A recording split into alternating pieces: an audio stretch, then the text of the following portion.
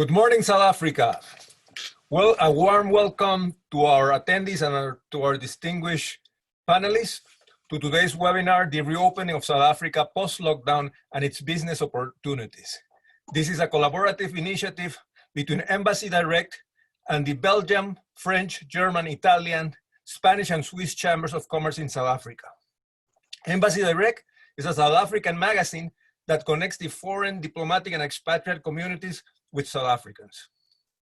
EmbassyDIRECT and the European and Swiss Chambers of Commerce 2 months ago joined efforts to organize a series of webinars that will address the impact of COVID-19 on the South African business sector. The pandemic carries challenges with it, but also opportunities. The human race has experienced before famines, natural catastrophes, other pandemics, and wars. The main opportunity we all share in this moment is to reinvent ourselves into better people and into a better world. Our distinguished panelists will talk about such opportunities. The new normal is a new renaissance. Let's embrace this moment together. And now, without further delay, allow me to introduce the first one of our special guests, Mr. Yunus Hussein, Acting Deputy Director General of the Department of Trade, Industry and Competition of South Africa and Head of Invest SA, a unit of DTI. Mr. Yunus, good morning.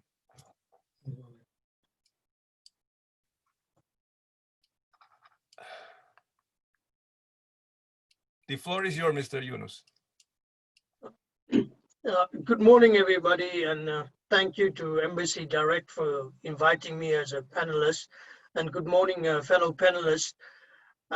Thank you very much. At the outset, I must say that South Africa has a wonderful, long-standing trade and investment relationship with countries from the EU. And thank you to the chamber members for organizing this event.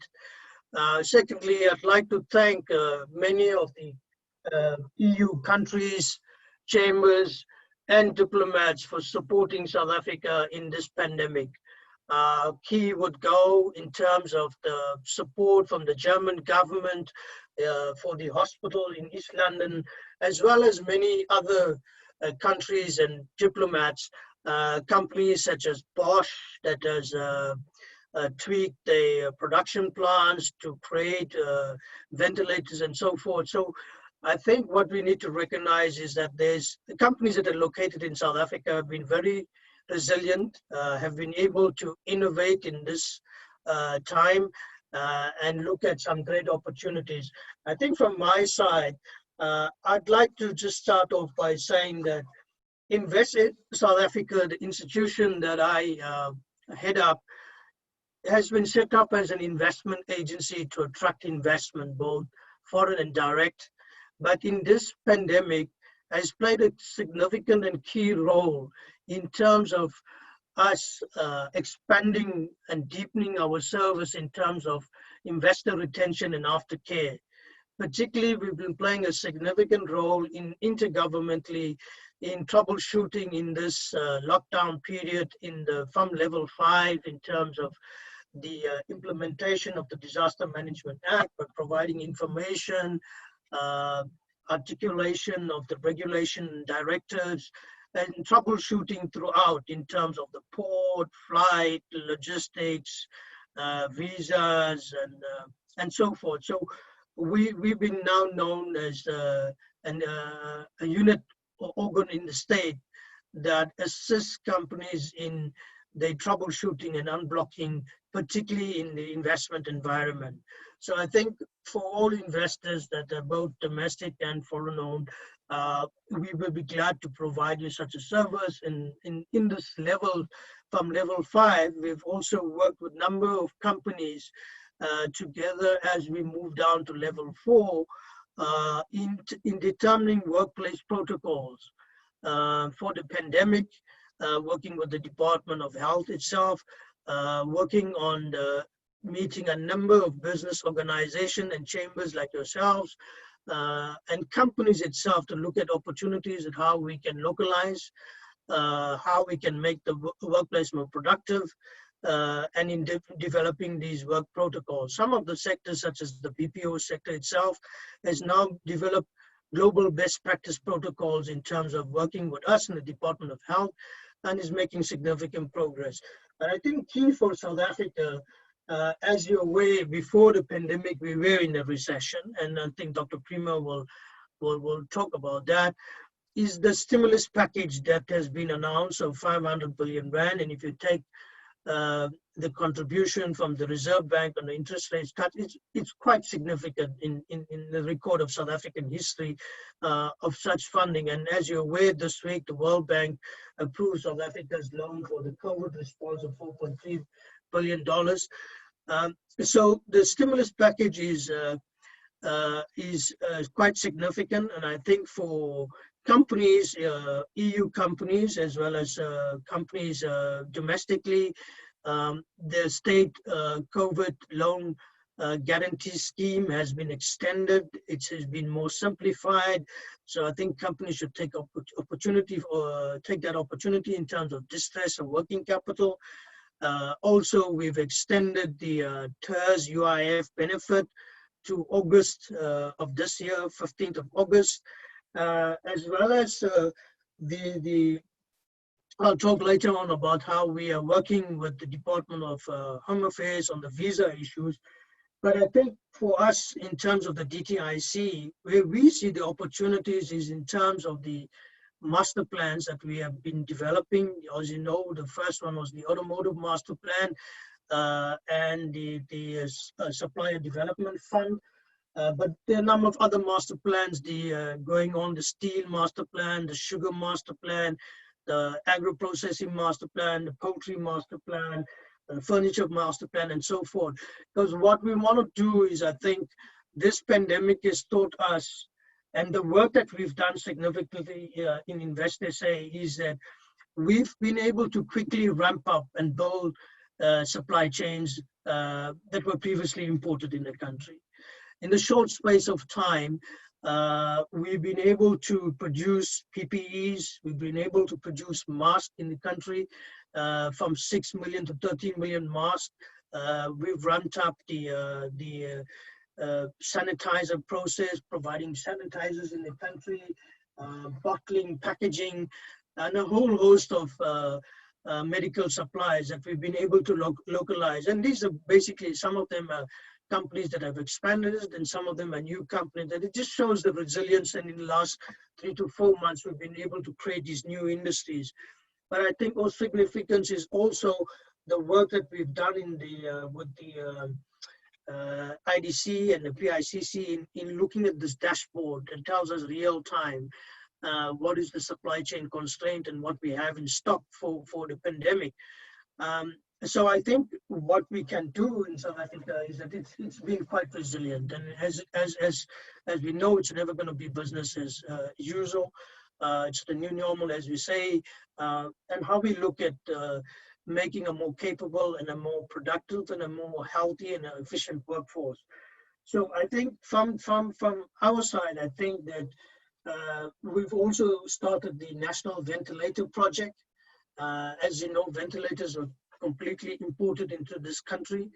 And by end of August, you will see a significant amount of ventilators on the production completed. Our aim is to produce 20,000 ventilators by August, and this year, at least 2,000 of them will be completed. So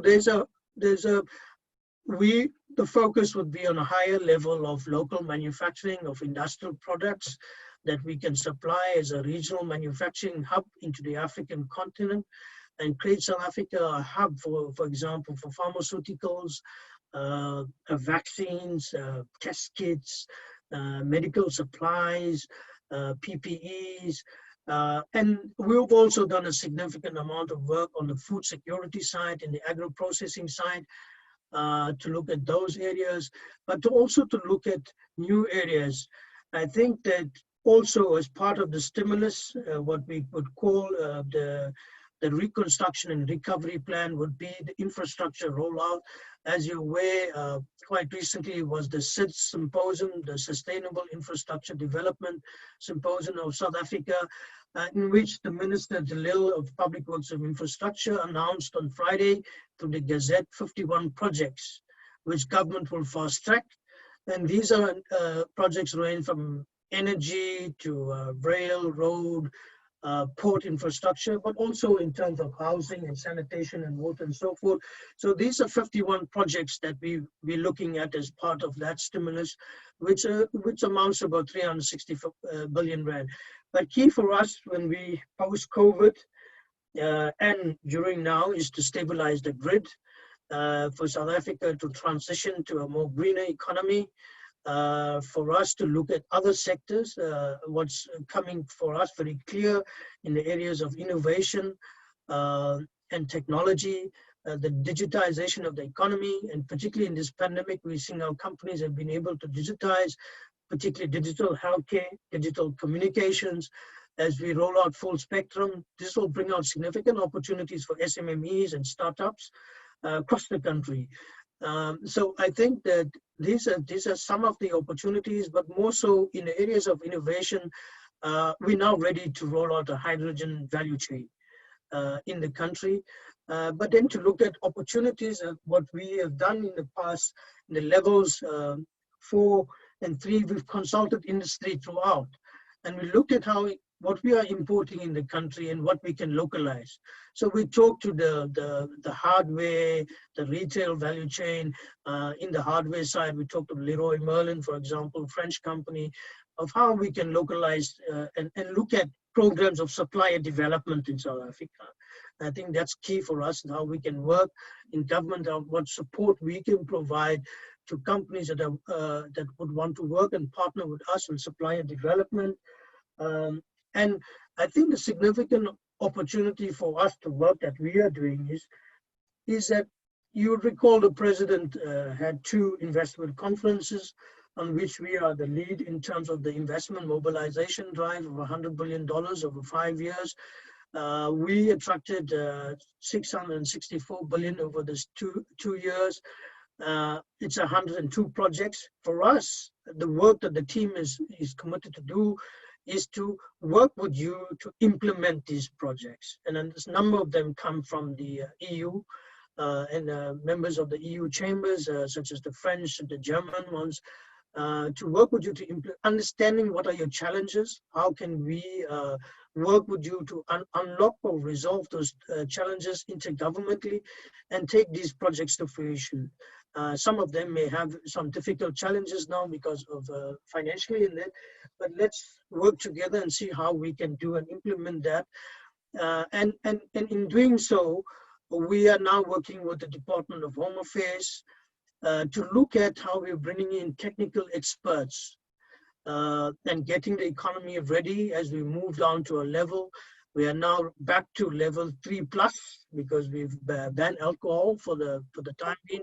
But we're looking forward how we can open up the economy. So these critical investment projects that where there's critical technical skills required, we can start working. As you know, our team has been at the forefront of working with the German embassy and Ambassador Schaefer on the first flight 2 weeks ago from via Lufthansa Frankfurt to bring German experts for the Mercedes C-Class new plant ramp up. The second flight will come in this week, of which there are 47 experts that will go to East London to work on that, start working on that plant. So these are the kind of things that we want to do to assist companies where they are actually critical technical experts for projects that we've done or announced prior to COVID, and now how we can start ramping them up and getting them ready. Total is also bringing a number of experts in for the exploration projects. And then finally, I think the work that we are doing is on the ease of doing business. As part of this retention and aftercare, there's a number of areas that we are working with the World Bank on ease of doing business and how we would improve South Africa beyond working in the rankings of the of the ease of doing business work, which you will see a report later this year from the World Bank. But I think there are significant areas in which we are improving. In the areas of the environmental impact assessments, we've made that much easier in the country now. We're looking at there are challenges at the port and how we can unlock those challenges at the port. What I would say is that EmbassyDIRECT, in this period, we've been able to do a lot of advocacy work. We've been able to work intergovernmentally to be a voice and looking at the regulations and how they've been coming out and working intergovernmentally, how we've been able to change these regulations. The case in point was the visa one to make it much more easier. The second one, for example, looking at the quarantine for business people coming in, that's what we're looking at. And so we are able to offer you the service and work intergovernmentally with our colleagues to make that happen, so that we can look at the what we call the recovery and reconstruction of the economy as part of the economic recovery program. On a sectoral basis, I've highlighted some of the sectors, but there's significantly other sectors such as the automotive value chain. As I said, we're looking at the steel master plan, the sugar master plan, which will bring a number of new players in the country itself, particularly small growers and so forth. In the agro-processing side, we found out that even we have an agro-processing sector, but even the packaging is being important. So how can we localize those things? So, and then I think a number of the chamber members in the EU are looking at significant infrastructure projects. We have the SITSA program now, in which these 51 projects, the Gazette is out, was out on the 24th of July. We can easily send you that 51 projects, which we're going to spend a lot of time supporting the infrastructure and investment office at the presidency to implement these 51 projects. As well as we were looking at, we're quite pleased that has been significant ground now being met with the Minister of GMRE on looking at how we look at the transition to a more greener economy and opportunities in renewable energy and so forth. Even the SITSA program has some energy projects. There's a couple of thousand megawatts there also. So I think for us, the stabilization of the grid is important, but more important is how do we transition to a more greener economy and looking at other areas of infrastructure projects itself. But at the DTIC, we'll be able to advise you on the areas of manufacturing, those kind of sectors. But I think key for us has also been the partnership, and this is I think what Dr. Creamer will also speak about, with business and the partnership that we've been able to work with Business for South Africa in charting this new economic recovery program, but also the support that we've been able to get to work and develop the Solidarity Fund.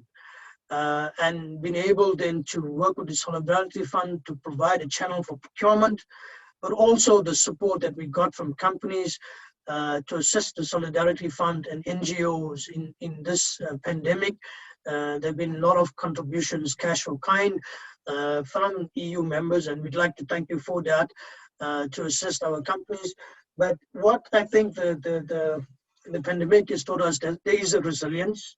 Number of companies have come to us to say we can easily innovate, to tweak things, to do this. As I said, in a short space of time, we are able to now make masks, both the surgical masks. We've also put up the design and the spec for a fabric mask, and we've been able to get the textile industry back to work to produce this textile fabric mask, which people are now wearing. So there is resilience in the country. There is the opportunity that we are reaching out to companies to see how can we work much more better as partners in development, in partners to create a much more dynamic recovery and reconstruction of the economy. And thank you very much to everybody. And I look forward to the discussion from the other panelists. Thanks. Thank you very much, Mr. Hussein, for your words. Very illustrative. I should definitely say that at this moment, one of the two things I want to be is a civil servant on any government of the world, nor a teenager or because I will be locked down and I will feel very so for our attendees, please at the right side of your of the bottom of the screen, you'll find a question and answers section. Kindly start sending your questions. At the end of the last speech, we will start a session of questions and answers. I would like to welcome today part of our panelists, I'm sorry, part of our attendees, His Excellency Becca Tavalli and His Excellency Eric Escobedo, ambassadors of Georgia and Guatemala. Also welcome all members of the different chambers of European Chambers of Commerce and Swiss Chamber of Commerce supporting this event, and to our EmbassyDIRECT founder, Mr. Ron Mackenzie. Our next panelist, Dr. Kenneth Creamer, is a senior lecturer at the School of Economics and Finance of the Witwatersrand University. Dr. Creamer is as well a member of the President's Economic Advisory Council. Dr. Creamer, the floor is yours.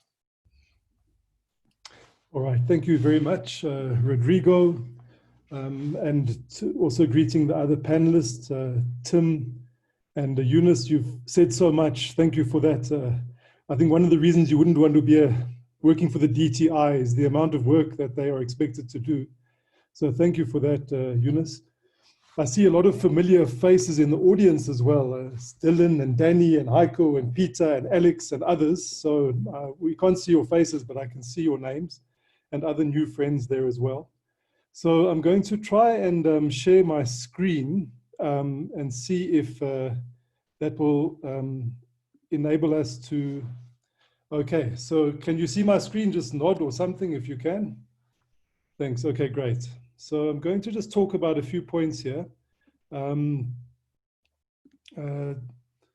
like to thank EmbassyDIRECT, obviously, for this opportunity, and all the chambers of commerce that have invited us to give these inputs.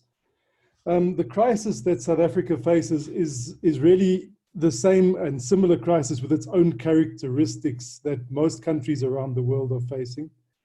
Unlike the financial crisis of 2008, this is truly a global crisis. It's hitting the whole world at the same time. Some people characterize that crisis as having been a North Atlantic crisis. You know, America and Europe were really at the epicenter of that crisis of 10 to 12 years ago. This is a collapse of supply and demand throughout the world. It's a unique event, which is not caused by, for a change, is not caused by bad behavior by economic actors. It's caused by a health crisis. Because in the past, for example, the financial crisis has had its causes in the financial sector itself. This is not, it's an exogenous shock, as economists call it. It's outside of the economic system that is now impacting on the global economy. And in many ways, it's really laid bare the problems of the world, the pre-existing problems of the world.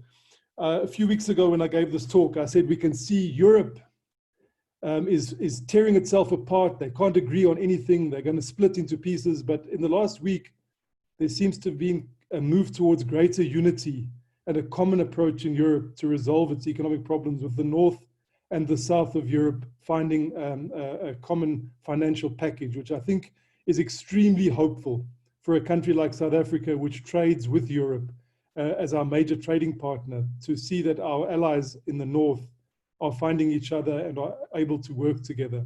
The United States is facing its problems. Africa is being exposed again to be very dependent on aid and foreign capital and technology. And unfortunately for South Africa, it's just exposed again our history of colonialism, our history of apartheid, the inequality, the underdevelopment, the inequality in delivery of health services, inequality of access to employment. It's just so obvious, and we all know where it comes from, and the history that we are trying to overcome. And a crisis like this will lead to change, I think. And it could be change for the better or for the worse, I'm afraid. You know, we have to wait and see. If it's for the worse in a country like South Africa, unemployment will continue to rise. As you know, our official unemployment rate has increased from 29% to 30% in the first quarter of this year. And we shudder to see what's going to happen in the next few weeks when the second quarter unemployment data comes out, because surely that's when COVID started to strike in March, April, and May. The economy will shrink in size. I've seen a lot of data that shows it won't be V-shaped. You know, our recovery will leave a permanent scar, and it's going to take many, many years. I see our business partners in South Africa say the best case scenario is that we can recover within 2 years. Our tax revenues have fallen, collapsed really, pushing up our deficit, our national debt, and many companies are under stress. But can it be for better? You know, as an economist, we say, well, this is an exogenous shock. It's outside of the economy. It's not caused by economic forces per se. It's a health shock. And when some people say, I think Rodrigo was saying, well, maybe we will have a renaissance. The question is whether such an exogenous shock will give us the policy space to resolve our endogenous problems as an economist. So you can call it a renaissance, Rodrigo. Unfortunately, an economist will describe it as, well, can we use an exogenous shock to resolve our endogenous problems? The problems that are inherent in our economy. Can we change the way we do things? South Africa has really responded to the pandemic in 3 ways. There's 3 phases to the response. The first has been a health response initially. The second was, as Eunice said, a 500 billion rand or $30 billion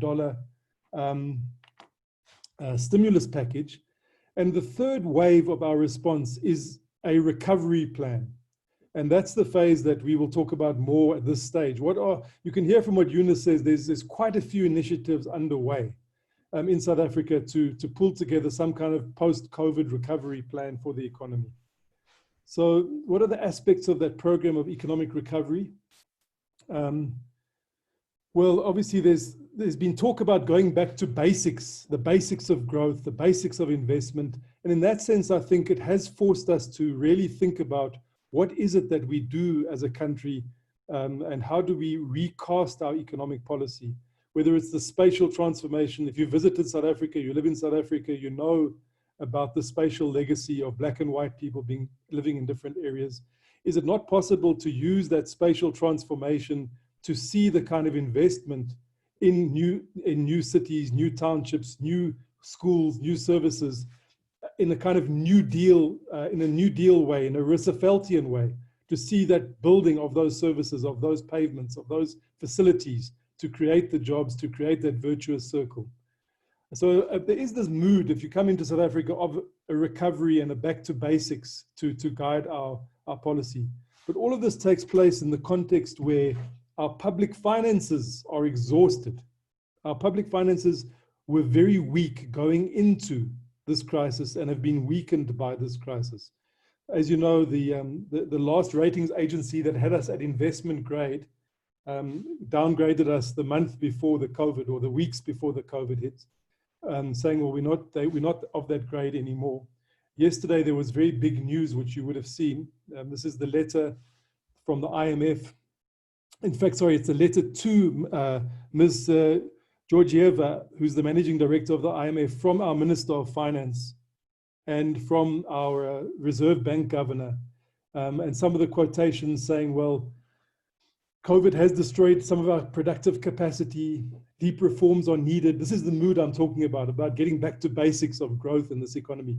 If you remember in '94, Mandela spoke about the Reconstruction and Development Program. It's almost like this is a chance to reset and to get back to those basics, removing barriers to domestic and foreign investment, move to greener technologies, raise productivity, seek out new export markets, leverage public and private partnerships, reduce regulatory obstacles, and give firms greater ability to hire labor. And I heard Eunice talking about that very big issue for our foreign investors of Home Affairs, giving you access to the labor and the skills that you need.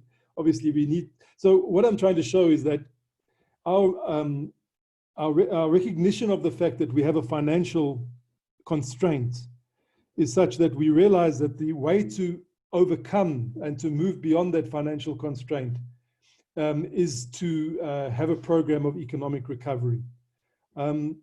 So yesterday, the IMF, it was announced that they'd be giving us this 4.6, I think it is, $1 billion injection into our finances. And now we need to use that well in order to promote a program of economic recovery.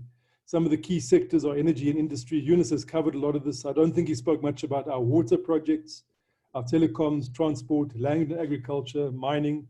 And one of the worst affected industries, and still very poorly affected, obviously, is tourism and hospitality, which will need a recovery.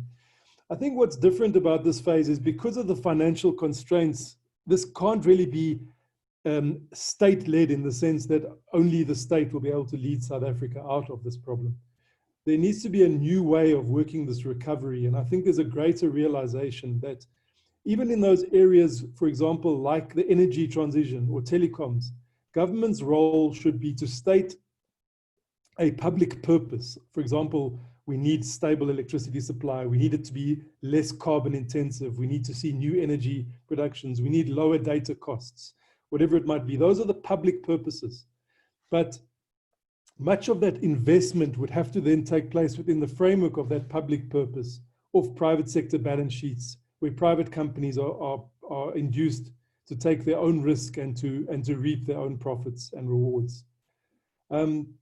It's important that the program, such a program of infrastructure investment, green energy, telecoms, and all the others I've spoken about, must be sustained and planned over years. We've gone through a very difficult phase in the energy space, which I've looked into over the last few years, whereby we've chopped and changed and we've stopped and started. And I think government needs to learn that lesson, that like the Chinese talk about doing 5-year plans and another 5-year plan, we need to have a sustained and consistent implementation of our policies. Once we start, we can't start and stop. Suddenly there's a new pressure group that says, no, we need to sell our coal. We don't need new windmills. We don't need new solar. And then you stop the program for 3-4 years while you deal with those vested interests. That has been one of the weaknesses which we cannot afford now that we're in this critical crisis mode. And I would argue, again, using economics language, that if we want to maximize the multiplier effects of employment creation, technology transfer, Black empowerment, all of those things, it requires a sustained program. Once we move, we stick to our program. An important thing is the element is how we're going to do this. So the first I was saying is that we're going to leverage the private sector skills, balance sheets, with government offering the vision and the public purpose of that. The second is, in South Africa, we have a strong tradition of compacting, of agreeing on the way forward. And I think we need to, again, go back to the basics of that, both at a national and a sectoral level. Capital must be looking beyond its immediate profits, must be wanting to be greedy in the long term, as they say, make profits over a longer period. Workers as well must look beyond just the next round of wage negotiations. In the public sector right now, there's a major standoff, as you will be aware, because the government just can't afford to implement wage agreements that were agreed to 3 years back and has not implemented them. So those standoffs, while most of the private sector are taking wage cuts or losing their jobs, I think it does, sense will prevail in that regard. And then government must look beyond the current structure of the economy and vested interests who are shaping economic policy to say, no, this is the inclusive growth vision that we want to take forward. National level compromises on investment and a new inclusive economy. But I also think we need to enter sectoral level compacts. For example, a compact on all those involved in the just energy transition. It's not just about saving Eskom it's about bringing Eskom and renewable energy players, as well as government and big energy purchasers, into an agreement where they understand this is how the system will work. Eskom will be reducing its coal production. There will be new suppliers of energy, and Eskom will be restructured. It will have a large role in the transmission and purchase and sale of, in that restructured entity of energy. The energy transition requires a restructuring in this country, which will be best facilitated by having all the players in a sectoral level compact around energy transition. And similar things can be said in other sectors, whether it's mining, telecoms, where sectoral reforms can be unlocked. As you would know, just to end off now, the president has wrote similar things in his letter that he sent out on Monday. Just wanted to highlight a couple of the points that he made in that letter.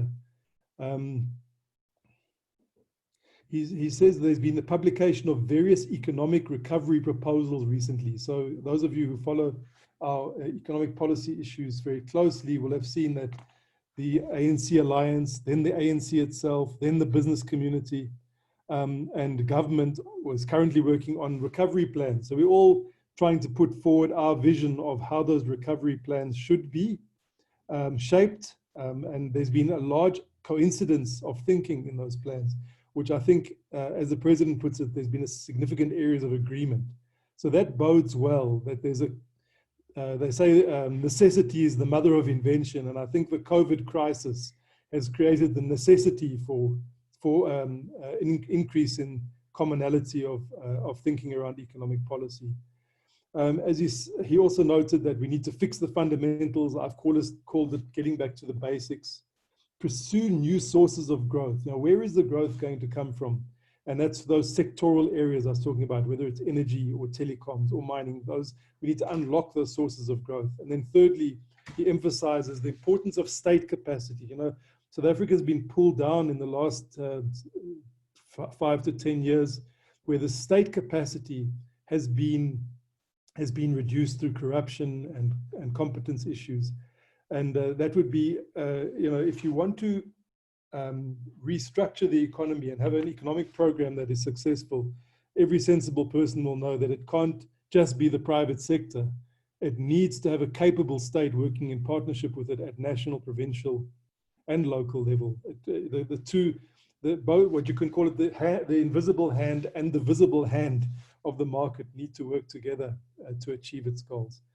The president also spoke about the plans under discussion, reliable energy, access to broadband, competitive ports, efficient transport, and then lastly, working with our social partners, business, government, and labor to achieve these goals. So I thought that would be a good place to end. That would, I think, would be a summary of how in South Africa we are perceiving this moment of the post-COVID recovery, how we are going to try and rebuild this economy from one which is famous for being not only one of the most unequal economies in the world, but is also famous for high levels of unemployment and all sorts of unfortunate things. But the good thing about South Africans is they have the resilience to come together from different walks of life and to resolve the problems that are in front of them. So that would be my message of hope. I'll hand back over to you, Rodrigo. Thank you so much, Dr. Creamer.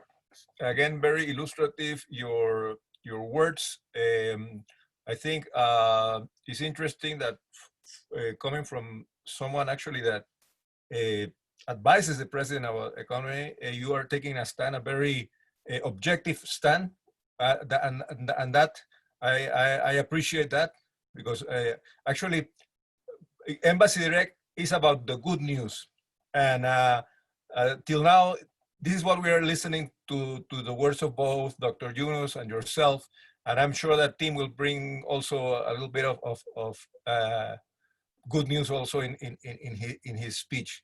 To the attendees, kindly please don't be shy. Send us more questions. I'm sure that our panelists are eager to answer all your questions.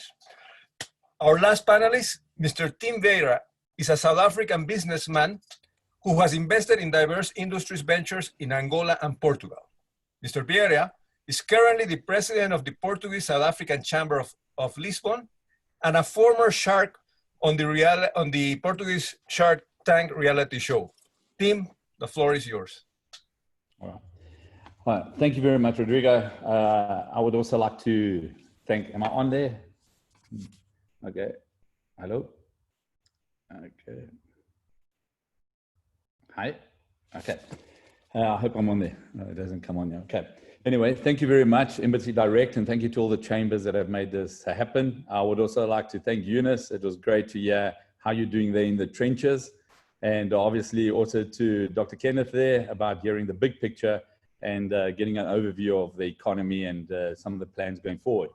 Today, I'll be speaking as someone that is an investor and that is probably someone that is looking at investing into South Africa.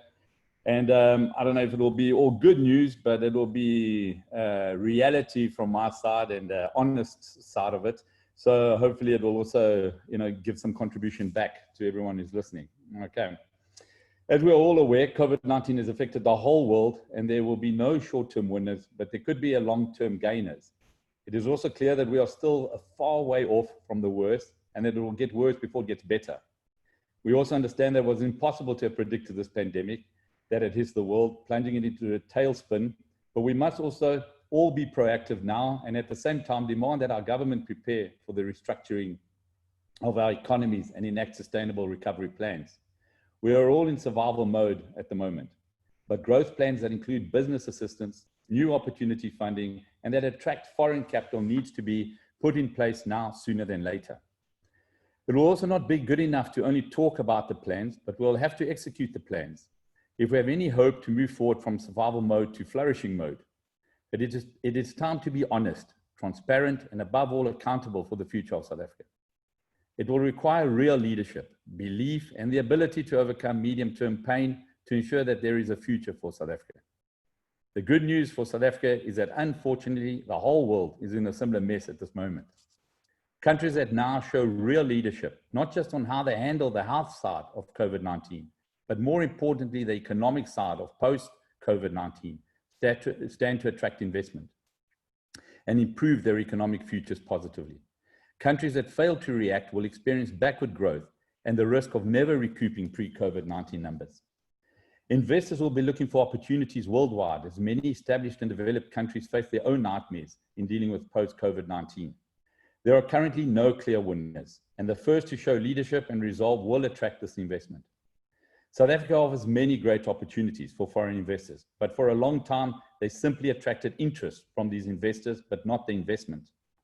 They have told us what a wonderful country South Africa is. They have told us about their great holiday experiences, the good food and wine, yet have not followed up with the investment that they can make. We must ask ourselves why. As South Africa has competent businesses, good economics, a skilled labor force, and a large market which includes access to the SADC region and extending into the rest of Africa. The truth is that although South Africa has for a long time tried to sell the idea that it is open for business, it is not. South Africa does not deliver a clear aligned message or offer any certainty of where it is going. The message is confusing between all stakeholders. It is in its current economic equation. South Africa markets its slogans well and also has leaders now and then that say the right thing, but in reality, it falls short of walking the talk. It falls short of giving investors comfort that it is doing the right things, however difficult, to make South Africa flourish. South Africa lags other countries in Africa in attracting foreign investment, not due to lack of opportunities, but merely because investors are confused and lack trust about the state of South Africa today and tomorrow. To turn this around, South Africa needs to deliver one clear message to the world and deliver on this message, no matter how difficult politically it will be to do so. What differentiates economies around the world is their commitment to attracting foreign investment by word and actions. South Africa has a disastrous record in delivery, and this needs to be changed if we stand a chance of competing for foreign and local capital to grow the economy and provide jobs, create opportunities for its citizens and investors alike. It needs to be a win-win for all involved. Alongside the commitments of local South African capital, foreign investment can help South Africa meet its economic and social challenges by creating these new jobs, new companies that pay tax revenues and thereby ensure a future for all South Africans. South Africa's message to investors is complex and contradictory in many aspects, as it struggles to do the right thing, but many times not able to make the difficult choices due to political shortcomings. Firstly, I would look at BEE and quotas, which confuse investors on how they operate in South Africa and what are the real costs and challenges of doing business in South Africa. It is time to relook at this concept pragmatically and maybe produce a new initiative that is simpler and allows all South Africans to contribute to South Africa's success using their skills and talents. The world is a competitive place, and we need to compete using our most prepared and talented individuals, as only then will opportunities for all South Africans be created. Personally, I believe many investors would prefer to pay higher taxes, but be free to run their businesses in the best way and with the best people possible, instead of working B&E and quota systems. Secondly, property rights can no longer be ignored, and the government needs to once and for all offer clarity regarding its standing in this respect. No investments will be made when investors are unclear if the investment and properties will be secure. Investors are not exposed to these kinds of risks in other countries, and therefore, until South Africa resolves this issue, it will be negatively viewed in investment terms. Law and order, thirdly, are essential to attract foreign investment and encourage local investment. Accountability needs to be seen to be acted on against corruption, fraud, and crony capitalism. We now see once again the billions looted by companies, government, and individuals in supplying personal protection equipment for COVID-19 in South Africa. This is unacceptable, and the law needs to act hard and swiftly if we wish to show the world that we are serious about fixing South Africa post-corona, and most importantly, this corruption virus we have. Fourthly, South Africa also needs to clarify the position between different stakeholders in this economy. There seems to be division between labor, business, government, and the private sector. We need to once and forever settle these differences if we wish to build South Africa. The success of one is dependent on all the others. So it's time to compromise and dilute egos for the good of the nation. No investor wants to be caught up in the politics and all these internal conflicts. Number 5, improve service infrastructure by allowing the private sector and foreign investment to be part of the solution. Clear tenders that are transparent and offer attractive returns could assist in a win-win for government and investment alike, as it can provide solutions for energy, housing shortages, educational opportunities, and be a boost for job creation. Improvements will have to be worked on simultaneously if we wish to successfully attract foreign capital. South Africa needs to ensure that it moves into the digital era of post-COVID-19 faster and more effectively than its fellow competitors. Opportunities in developing scalable digital solutions for education, healthcare, financial services, manufacturing, and agriculture for the SADC region. Work on off-the-grid solutions that meet local requirements and that incorporate this green economy into such solutions. Improve human capital to compete with other regions that are attracting investment. Simultaneously encouraging service exports of our highly developed industries into sub-Saharan Africa. 6, encourage further trade deals and get the ones negotiated moving forward. Speed is critical to show commitment and resolve. Conditions need to be put in place to allow entrepreneurs to work and grow their influence to benefit all. Lastly, unviable national businesses will have to be allowed to die, and more effective businesses will have to be encouraged to meet the demands that were previously the responsibility of these badly run government entities. New forms of innovative solutions must be encouraged that ensure that every rand spent by government obtains the best return possible and is fully accountable for. In conclusion, success breeds success, and investors will be encouraged post-COVID-19 to obtain attractive returns in a new unknown world as the usual investments start delivering negative returns. South Africa needs to make the tough calls, be accountable and be transparent if it wishes to compete for foreign investment. And only by doing so is there hope for its future. In the end, we need to tell the world that the investment risk for investors is them not investing in South Africa, where opportunities abound, and the investment climate can be so favorable. It might not be great now, but we can improve it. And also by letting investors know that the people of South Africa are united in ensuring the success of the country. Okay, thank you very much, Rodrigo. I hope that puts the perspective of investors, how we see and what we need from South Africa. Thank you so much, Tim. I must define or describe your words as a wake-up call. I think, yes, it's very necessary to understand that we are going through a very difficult situation worldwide. And this is something that requires the collaboration of government sector, private sector, working unions, the youth, and the senior citizens in all the world. We need to collaborate. This is not something that is going to go overnight. This is going to take time, and we require to have the strength to understand that without selfishness is the only way that we are going to move forward. I want to thank the three panelists for your words this morning, I have now online a series of questions. Some of them are addressed directly to panelists. Others you can randomly choose and feel free to answer. The first one is for Mr. Yunus.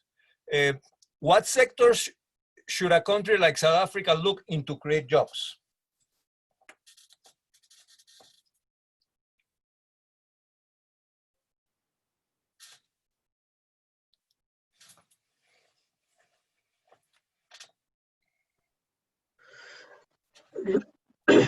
Look, so South Africa is a number of traditional sectors that it has been able to attract investment in and expanding in. I think key for companies is that what you need to look at is why are the areas in which you'd be able to set up as a regional manufacturing hub to work on the African continent. For us in the government, there are a number of areas in which we're looking at because of the high unemployment rate, of where we can look at a number of labor absorbing sectors that we can support a higher level of employment. And this, for example, goes in the agro-processing value chain, for example, in the master plans for the clothing, textile, and footwear, with the agreements that we've been able to reach with the retailers. But I think there are a number of new innovative sectors in which we're seeing particular major opportunities for youth employment, such as the business processing and outsourcing sector, areas in shared services, areas in the digital economy. And as you can see in this pandemic, e-commerce has exploded in this country.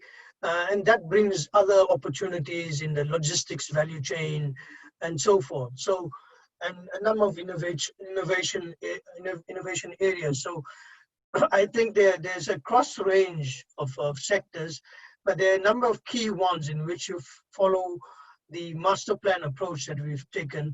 And these are some of them in the master plans, unearthed some good opportunities for us to really develop local capability and a local manufacturing base for a number of firms, domestic and foreign. Thank you. Thank you.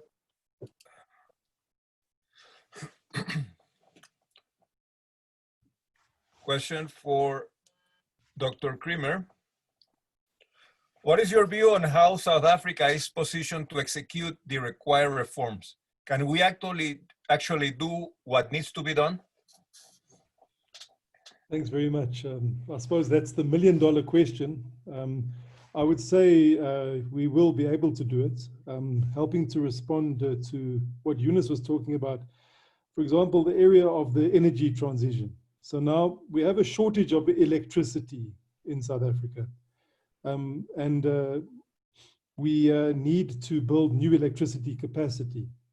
So there's enormous pressure for our government, and it has been slow in responding to that pressure, but enormous pressure to ensure that there's increased investment in electricity capacity, firstly.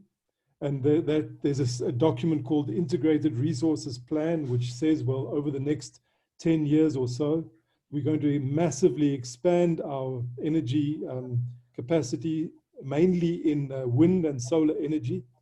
As you know, South Africa was blessed in coal, and we've had a very strong coal mining sector. And much of our electricity was generated by coal very cheaply. During the time of apartheid development, the cheap coal drove our industrialization.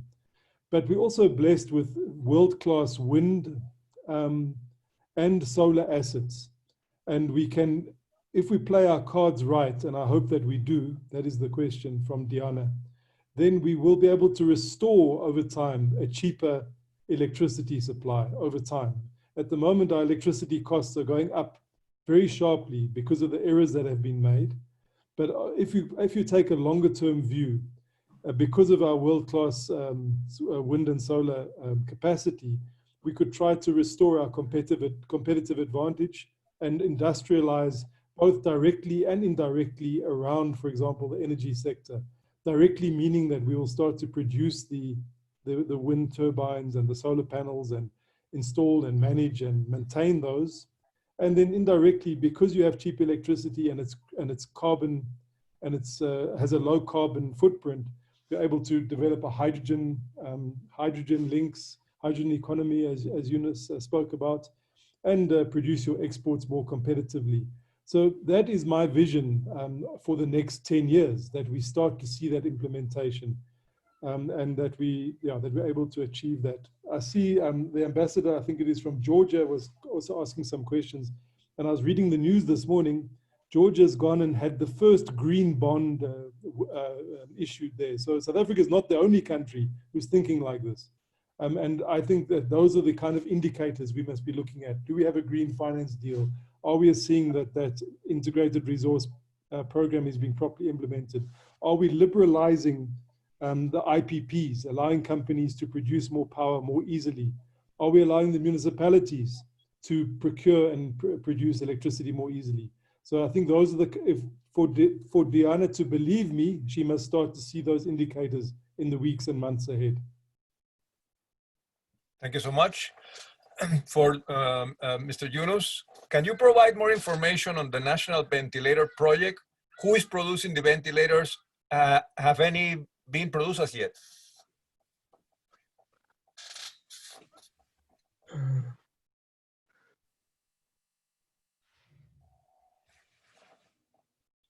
Okay, one of the companies is the CSIR through Sarau that would be producing the ventilators.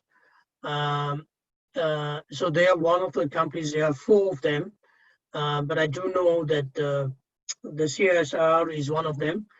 And then besides that national ventilator projects, in this period, there have been a host of companies that have come about and said that we are also capable to do the ventilator. This national ventilator project was the initial first phase on a CPAP ventilator project, but companies such as Bosch and other companies are also beginning to produce ventilators in South Africa. So there's a host of other companies that are also now doing it, besides the companies that have been approved in the national ventilator project itself. Thanks so much. As well as Denel. Dr. Creamer, listening to the CITSA transport debate recently, it was highlighted how our ports and transport sector is hampering economic growth. How do you suggest this be addressed?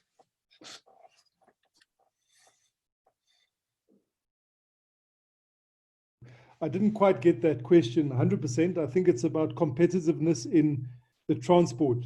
Is that right? Correct. Yes. Okay. Yeah, look, it's not an area that I know too much about, I'm afraid. There are other people who know more about the transport area than me. Suffice to say that, South Africa is, much of its industry is landlocked in Johannesburg, around the old gold mining regions. And unlike other countries where they build their industry close to the ports, so we have to have an efficient logistical system if we want to be internationally competitive. So it's a fundamental, it's an imperative. We have to get goods down by rail and by road to the ports, and the ports have to be efficient if we are going to be able to expand our exports and our industrial exports in particular. So I think that, again, like we've heard with my general thesis is that there's going to have to be some form of liberalization of inefficient state-owned companies that have not performed very well in certain sectors. And they're going to have to allow, for example, there's talk of branch rail lines being privately operated, and then a general improvement in the efficiency and operation of the ports. But I'd prefer to leave it at that higher level of generalization, Rodrigo, before I get myself into hot water. Okay, thank you so much. Yeah. For Tim, which sectors would you invest in, and which projects do you think will attract foreign investors? Okay, thank you. At the moment, I don't think we've got a luxury to decide exactly which sectors we're going to be looking at and picking them. I think anywhere that there's interest from any foreign investor or anyone local investment that wants to try something and do something, I think what we do need to facilitate is remove bureaucracy and make sure that what they try has got, it's on a level playing field, that the rules are there and they can operate and be successful with that. So I wouldn't want to say which ones, but you know, we always go back to this education and all that. And I think this is the great opportunity to do things differently and to get brave out there and try something different. So I would say, you know, the basic ones, like Kenneth had said, all these basic things that we know that we need to do is do them and do them well. What I would say is that we're in a position that we do need to secure the talent in the country. We do need to keep growing the talent in the country, because only with talent will we actually attract this foreign investment. Only with having the right people there will capital flow in. It's easier to get capital when we've got people and ideas and business plans that make sense. So I think that's what's more important at the moment, because I think it would be unwise to just focus on a few and push a few when we've got opportunities in many others. And you know, throughout the world, small and medium-sized businesses employ 80 to 85% of the population. They contribute to 85% of the tax revenues. So we have to secure those people. We have to let them work, let them do their businesses. And by doing that, we start getting maybe even a faster turnaround and the mentality turnaround than by thinking all these massive plans that many think are unreachable. You know, just thinking of it as a basic investor. Okay. Thanks. This is a question for all three of you. How confident are you that South Africa can, in fact, bounce back? And have foreign investors already approached any of you, of the panelists, with their thoughts on whether they are confident to keep investing into South Africa? And if not, where they would prefer to invest?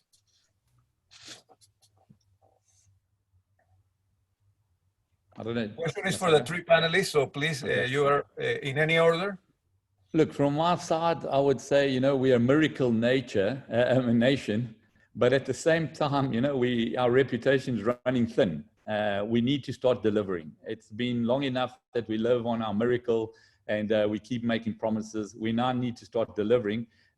Do I believe we can turn it around? Of course I do. You know, that's why investors keep looking at South Africa and look at it very seriously. I think it's a great gateway into the rest of Africa. Africa is the growing continent. We know that that's where the future will be happening, and it would be wonderful to have South Africa as the front door. But we need to now make it happen. You know, I think that's what I can add to that. The other panelists? I was at the investment conference last year that the president organized, and there was quite a lot of interest from the foreign investors. As I'm aware of the area of renewable energy, companies from Italy, Spain, Germany, many companies wanting to get involved in our energy program, which I think is extremely positive.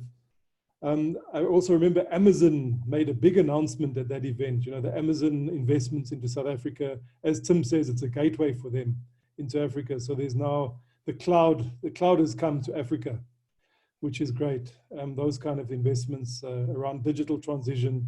As much as we need a green transition, we need a digital transition. So those two pieces of investment are coming through. And then South African companies are also investing in South Africa, which is good for everybody, South Africans and foreign investment. I saw the iron ore company, the Anglo-Americans company, Kumba, made a major announcement yesterday around a new mine that will be developed in the next 8 years. So there are investments, but unfortunately at a macroeconomic level, which is where we need to look, our plan is to increase investment to 30% of GDP. At the moment, it's around 19%. So there's a huge gap there, which has to be filled. And that's why we have to keep on boosting and working on that. At the peak of our success, we pulled it up just before we hosted the FIFA World Cup and just before the financial crisis. We got our investment level up to almost 25%, 24% of GDP. And at that time, we saw that actually we had jobs being created and the unemployment level started to fall.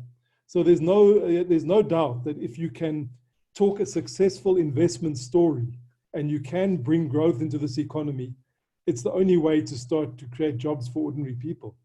We've got that period from about 2000 to 2010 where it was happening. It was also helped by a very benevolent global commodity price. You know, there was good, that helped us as well. So that's a brief answer, Rodrigo. Thanks, Tim and Dr. Creamer. I think from South Africa's perspective is that it's not helpless. South Africa has moved from one crisis to the other. But what you're seeing in this presidency from the onset is that there's a total reach out and an open, transparent presidency.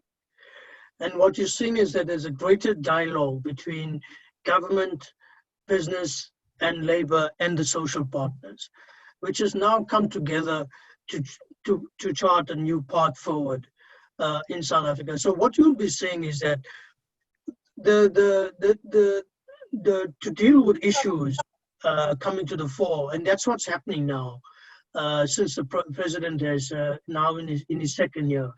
And what you'll see a number of issues or policy issues in the coming year as we go to as Dr. Creamer said, in the next conference, you'll see a number of policy issues will be clarified. And that's what you would see even in the SOEs, in the ease of doing business, because South Africa, as Tim quite rightly said it earlier on, you're able to attract the interest, but not the significant investment. But what you've seen in the last 2 years with the president's mobilization drive, and the figures show it itself, that there is that spike, and it's coming back.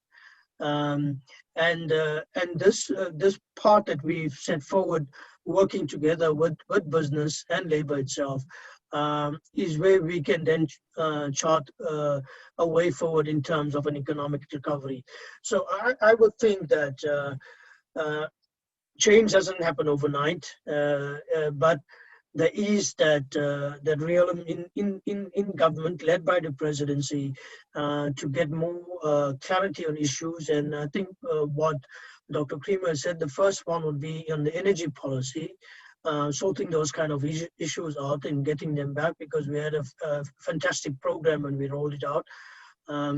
So it's those kind of issues, and I think sorting them out, and that's what I think what you would say and what we would say is post-COVID, or during that, you're going to see this things starting to happen now in terms of this economic recovery plan. Thank you. Thank you, Mr. Yusuf.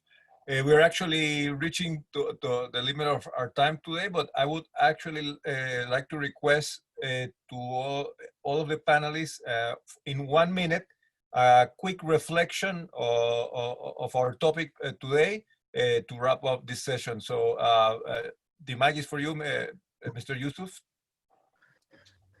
No, I think that, look, we are able to work with companies and collaborate with companies, and we're able to do many big investment projects, as Dr. Creamer even said, the INO project. So I think that when you look at the basket of things and the totality in South Africa's value proposition, it is positive, and it is an opportunity where for investors there's a high rate of return. And together, if we work together, we can get through this pandemic and look at new opportunities for both economic development, trade, and investment. Thank you very much. Thank you very much. Dr. Creamer? Yes, thank you. I don't have too much to add. I just think that for me, what would be important is that we try and work towards a situation where economic rationality is able to predominate, not just in South Africa, but everywhere in the world. The world seems to be entering a space where there's a lot of nativism, populism, closing of borders, and Brexiting, and all kinds of things that are happening, which I think are showing that there's non-economic thinking that is starting to dominate politics all around the world. And South Africa is surely not immune from that problem. You know, if you look at the kind of debates that we have, and people think, well, let's take a shortcut. If we do this, then maybe it'll be better for us. And it's a big problem. And we need to all, as business people, as academics who think about the economy as the whole and how it operates, hope that through our explanations, through our patient explanations, through our logic, that economic rationale is able, and at a kind of global level, where it's one global economy that is integrating, that people are equal, people are given equal opportunity, is able to dominate. And there will be times, as Tim reflected on, when there seems to be things going the wrong way. And we can't really wish those things away. We have to discuss it and try and push for economic rationality to guide our thinking. Thank you, Doctor. Tim, please. Yeah. Just adding to that, of course, you know, we do need to build the bridges, not the walls. I think there's no utopias in the world at the moment. Everyone's going through the same kind of problems. You know, we see income gaps growing. We see democracies under threats, capitalism not being proved as the only solution, and a mix of capitalism, socialism to make things work. So I think, yes, I'll leave a last little line maybe to try and end positively. I think in the end, all will be okay. If it's not okay, it's because it's not the end. Okay, so good luck to all, and let's work hard to make it good in the end. Okay, all right, thanks guys. That's great.